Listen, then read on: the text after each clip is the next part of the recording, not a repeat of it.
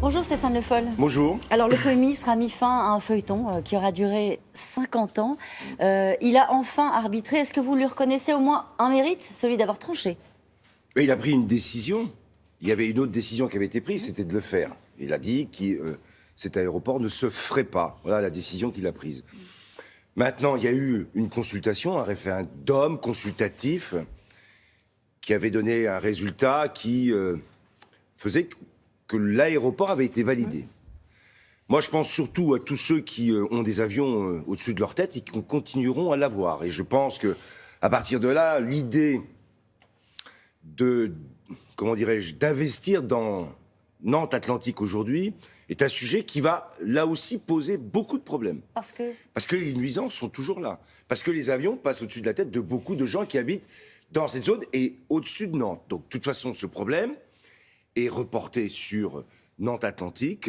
Maintenant, le dossier n'est pas réglé, c'est ça que vous nous expliquez ce matin, moi, je loin de pense là. que le dossier, alors ça dépend après ce qu'on veut faire, est-ce qu'on veut développer le trafic aérien ou pas. Moi, sur ce sujet, j'ai pas d'avis tranché aujourd'hui. Cette décision, en plus, elle aura aussi des conséquences. Qu'est-ce qui va se passer maintenant?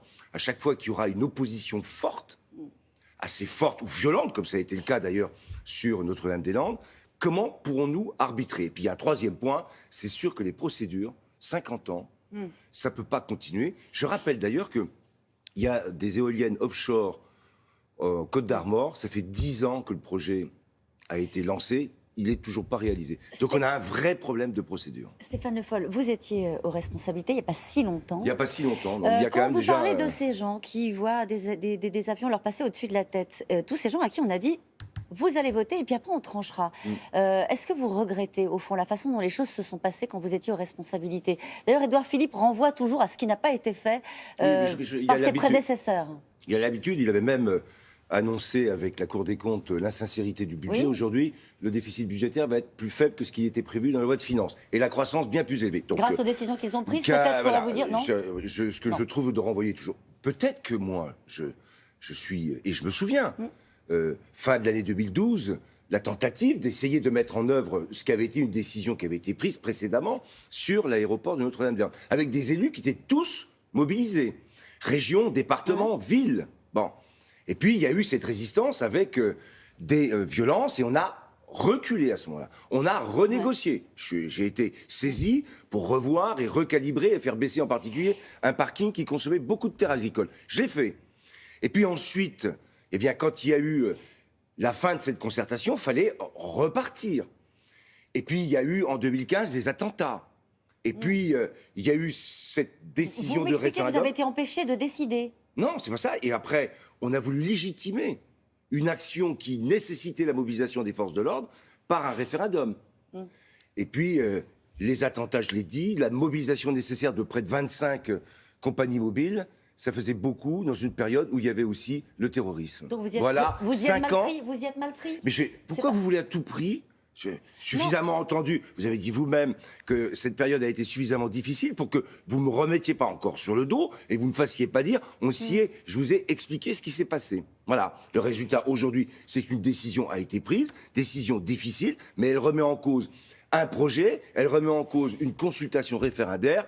Bon, voilà. Est-ce que vous considérez que le gouvernement a plié face à la violence d'une partie des zadistes?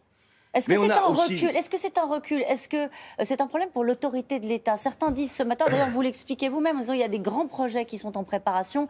On parle de Bure, on parle de Roibon.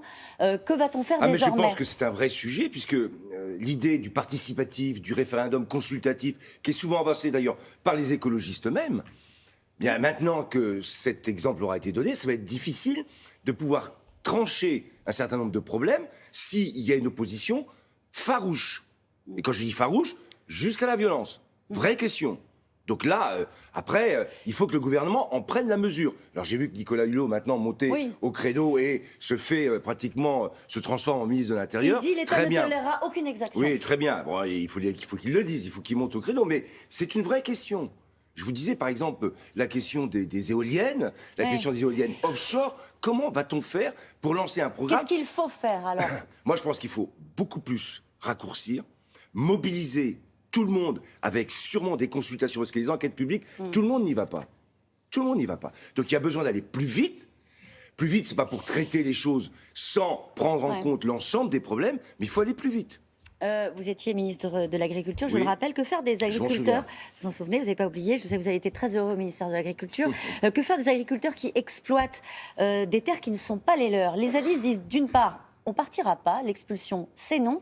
Et ceux qui exploitent ces terres-là disent on veut rester et on veut s'installer durablement. Le problème de l'exploitation des terres, c'est vrai que vous êtes ou locataire ou propriétaire des terres. Voilà. Donc, si vous êtes arrivé, et dans le cadre de la ZAD, il y a des gens qui sont arrivés et qui exploitent des terres aujourd'hui, mais sans aucun droit. Alors, la question qui est posée, c'est l'état de droit. Le faisons-nous ou pas respecter? Donc ça, c'est une question maintenant qui est posée. Après, il y a des choses qui se sont développées. Il y a des agriculteurs qui sont restés et qui n'ont pas vendu leurs terres à l'État comme d'autres. Ceux-là, écoutez, ils ont toute vocation à continuer. Puis après, il y a un accord à trouver. Mais moi, vous choquerait qu'ils s'installent, comme on dit toujours, c'est l'exemple du Larzac. Ça vous choquerait que ces gens-là qui travaillent sur ces terres-là depuis... Mais il y a une location. Si vous êtes installé sur une terre et que vous aucune location, vous n'êtes pas propriétaire, mais alors les agriculteurs qui louent leurs terres, qui les payent ou qui sont propriétaires, qu'est-ce qu'ils vont dire? Vous remettez en cause le fondement de ce qu'on appelle la loi du fermage, du bétayage et de la propriété en France. C'est pas simple. Vous vous rappelez pas les propos d'Emmanuel Macron pendant la campagne? Il avait dit je me rappelle. Vous vous souvenez? Et j'ai vu que c'était des images d'ailleurs qui avaient été prises sur France 2, sur une émission à France 2. Donc où il avait dit, ce que je dis. je ferai respecter le vote et la consultation qui a eu lieu. Bon. Et donc, ça vous fait sourire? Ça ne me fait pas sourire, ça me fait simplement dire que voilà, une promesse qui a été, un engagement qui a été pris, qui ne sera pas tendu. Vous avez une longue lettre qui vous est adressée, c'est dans Libération, avec une centaine de signatures de socialistes qui vous appellent, vous, Olivier Faure, Luc Arvounas, qui donc être tous les trois candidats au poste de premier secrétaire et qui incarnaient grosso modo un courant majoritaire au parti, à vous rassembler.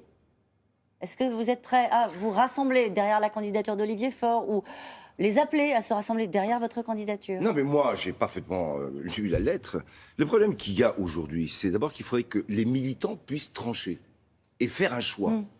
Et faire un choix. L'idée qu'il faut se rassembler, puis après on verra, je connais à peu près ce que ça peut donner comme résultat.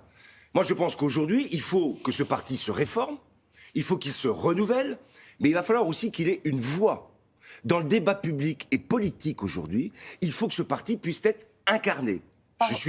Et je pense, mais ça, je le dis avec toute modestie, et c'est pas pour une ambition personnelle, je pense que je peux incarner ce parti, permettre le renouvellement. Porte plus, c'est ça? Et ma voix porte. La solidité qui est la mienne, les épreuves que j'ai passées, les expériences que j'ai acquises, je pense que ça peut être utile à tous et au Parti socialiste aujourd'hui. Donc ce sera un arbitrage entre le renouveau d'un côté que vous pouvez difficilement incarner? Pourquoi vous dites difficilement? C'est parce que j'ai les cheveux blancs, c'est ça? Non, vous avez été responsabilité. Il faut du panache. Le renouveau, c'est le panache. C'est dit. Merci beaucoup Stéphane Le Foll, c'est à vous Laurent. Merci Caroline, bonne journée à tous les deux.